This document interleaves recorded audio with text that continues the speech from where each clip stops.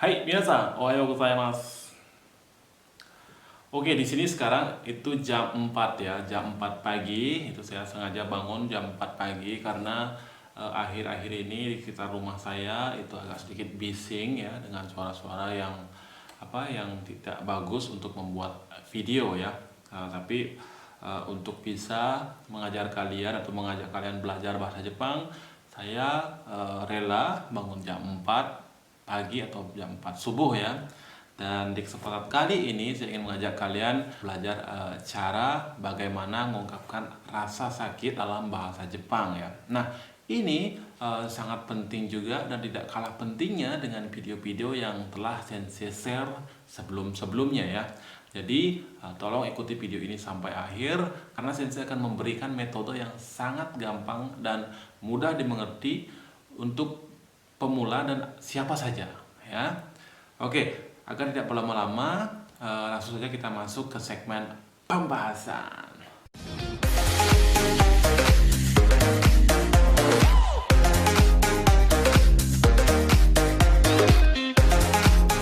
Oke, metode yang pertama yang bisa kalian gunakan adalah pertama-tama mungkin di video sebelumnya Sensei sudah membagikan video tentang nama-nama organ tubuh ya.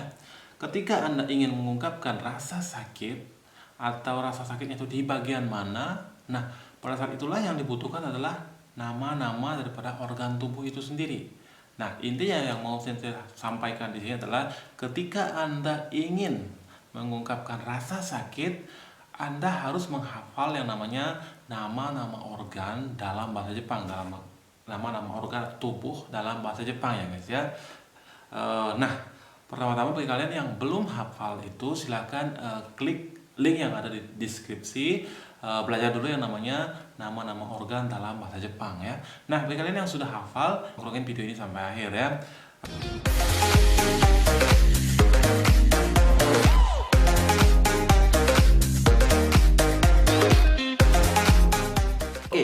Oke nih, metode yang pertama itu adalah nani-nani ga itai desu. Nani-nani ga itai desu. Nah, di depan daripada nani-nani ga itai ini, jadi lihat ini ya, lihat ini di depan ga itai ini, silakan Anda letakkan nama organ tubuh atau bagian yang sakit atau bagian yang Anda rasakan sedang sakit ya. Misalkan ya, contohnya adalah kepalanya yang sakit. Kepalanya. Atama ga itai desu. Atama plus ga itai desu. Karena itai ini adalah sakit ya. Itai ini adalah sakit. Jadi tinggal tambahkan bagian organ atau bagian yang sakit pada tubuh Anda, terus ga itai desu. Nah, contoh yang pertama itu tadi ada atama ga itai desu. Yang kedua sekarang matanya yang sakit. Me ga itai desu. Nah, sekarang tangan yang sakit. Te ga itai desu. Sekarang leher yang sakit. Leher. Kubi ga itai desu. Terus di sini sekarang ada yang namanya tenggorokan. Nodo ga itai desu. Dan seterusnya. Nah, itulah salah satu cara untuk mengungkapkan rasa sakit ya dalam bahasa Jepang. Nah, cara lain itu adalah salah satunya, maaf di sini Sensei akan sambil melihat contekan Sensei biar tidak salah memberikan pelajaran kepada kalian ya. Nah, yang pertama itu ada yang disebut dengan netsu ga arimasu. Netsu itu panas, ga arimasu. Jadi ada panas di badan itu atau demam ya. Netsu ga arimasu. Kira kara chotto netsu ga arimasu. Misalkan seperti itu. Terus yang kemudian itu ada seki. Seki ga demasu. Seki itu batuk, jadi seki ga demasu itu mengeluarkan batuk, jadi Anda sedang batuk. Misalkan dari pagi ya, asakara seki ga detemasu. Asakara seki ga detemasu. Misalkan seperti itu. Kemudian itu ada ketika tangan Anda berdarah, mengeluarkan darah, itu bisa menggunakan ungkapan chi. Chi ga demasu. Chi itu darah ya. Chi ga demasu. Kemudian berikutnya ada yang namanya ketika Anda mual, merasa ingin muntah, itu bahasa Jepangnya adalah hakike ga shimasu. Hakike ga shimasu. Hakike ga shimasu. Mual, merasa pengen muntah, itu namanya hakike. Hakike ga shimasu.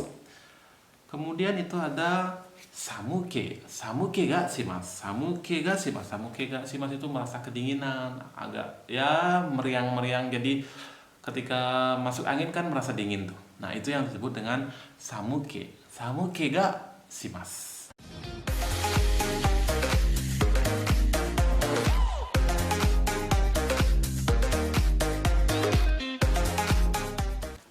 Oke, kemudian itu ada yang disebut dengan hanamizu ga demasu.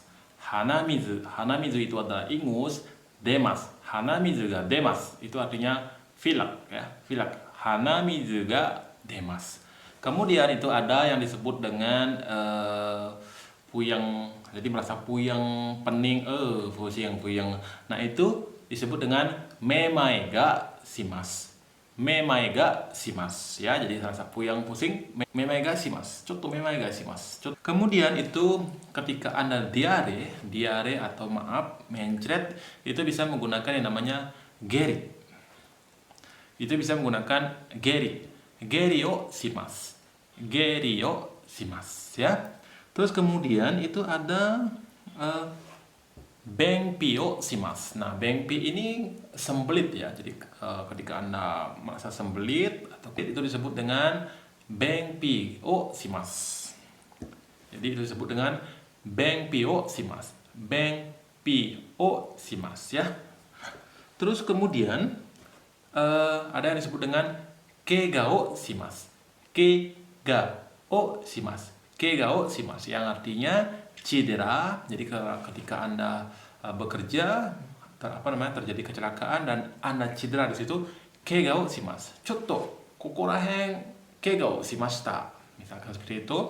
Terus kemudian itu ada luka bakar ya. Luka bakar atau dalam bahasa Jepangnya adalah yakedo. Yakedo. Yakedo o shimasu. Yakedo o shimasu. Yakedo. Yakedo shimasu ya. Itu artinya luka bakar. Oke, kita lanjut lagi. Itu sedikit ketika Anda sakit tentunya kadang-kadang tidak enak makan, tidak ada nafsu makan. Itu disebut dengan shokuyoku. Shokuyoku. Shokuyoku ga arimasen. Shokuyoku ga arimasen. Tidak ada nafsu makan atau tidak bernafsu untuk makan ya. Kemudian itu ada kata ga korimasu. Kata ga korimasu. Kata itu bahu ya. Korimasu itu seperti kaku atau keras ya. Jadi orang Jepang itu sering bilang kata ga korimasu. Atau kata ga kotte imasu ne. Kotte imasu ne. Jadi bentuk ininya ya, sedang merasa otot ininya kaku, keras tuh dia bilang kata ga kotte imasu ne. Kotte imasu ne. Seperti itu. Terus kemudian berikutnya ada yang disebut dengan kyou chotto karada ga darui na. Kyou wa chotto karada ga darui na. Kyou wa karada ga chotto darui. Darui itu merasa lemas ya. Jadi badannya merasa lemas, itu disebut dengan karada ga darui. Karada ga darui ya. Terus kemudian gigit nyamuk. Kayui. Kayui itu gatal ya. Kayui ya. Kaze kana. Kore wa kaze kana. Nah, kaze itu adalah masuk angin ya, masuk angin. Kaze ya. Kaze o hikimasu gitu sebenarnya dia. Sebenarnya sih orang Jepang itu sering bilang kaze o hikimasu, kalau dilengkapin kaze o hikimasu. Tapi konteksnya secara sehari-hari itu cukup bilang kaze desu. Contoh kaze desu. Nah, seperti itu. Terus yang kedua itu ada influenza ya. Jadi diambil kata influenza. Jadi mungkin kalian sudah tahu influenza itu apa ya. Terus kemudian ada mocho desu. Cepat. Onaga ga itai. Mocho kana. Mocho itu usus buntu ya. Usus buntu. Mocho. Nah, kemudian itu ada nengza.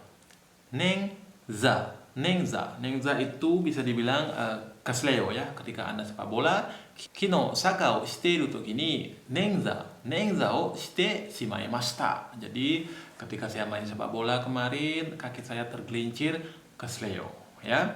Terus kemudian ada yang disebut dengan kosetsu. Kosetsu, watashi no te chotto kosetsu shimashita. Kosetsu itu patah ya, tulangnya patah. Kosetsu, patah tulang. Terus kemudian ada yang disebut dengan futsukayoi. Futsukayoi ini adalah kemarin kalian mabuk, terus mabuknya berat ya, terus keesok harinya masih mabuk, masih merasa pusing, itu disebut dengan futsukayoi. Jadi futsukayoi. Nah, ini adalah efek minum kemarin. Ingat futsukayoi. Bagi yang suka minum, ingat kotoba ini. Jadi ketika Anda merasa pusing ke tempat kerja, itu bisa dibilang sumimasen, chotto futsukayoi shimashita. Tapi tolong kalau bisa sih, jangan membuat alasan ketika Anda merasa tidak semangat bekerja itu dengan alasan kino takusan osake o nomimashita kara kyou chotto futsukayoi desu. Itu yokunai desu. Itu tidak baik ya. Oke, mungkin untuk menyatakan rasa sakit atau ungkapan rasa sakit dalam bahasa Jepang itu sekian dulu ya. Mungkin kalian sudah menguasai sekian aja cukup saya pikir ya, karena untuk penyakit-penyakit yang kronis atau penyakit itu yang benar-benar berat itu mungkin mudah-mudahan tidak ada ya. Jadi selama kalian di Jepang mungkin sekian cara untuk mengungkapkan sakit itu Sensei pikir sudah cukup, sudah good ya. Jadi intinya ketika Anda tidak masuk sekolah, tidak masuk kerja, itu bisa mengatakan atau mengungkapkan alasannya kenapa. Minimal ya. Apakah itu nanti atama ga itai atau geri o shimashita, misalkan seperti itu ya.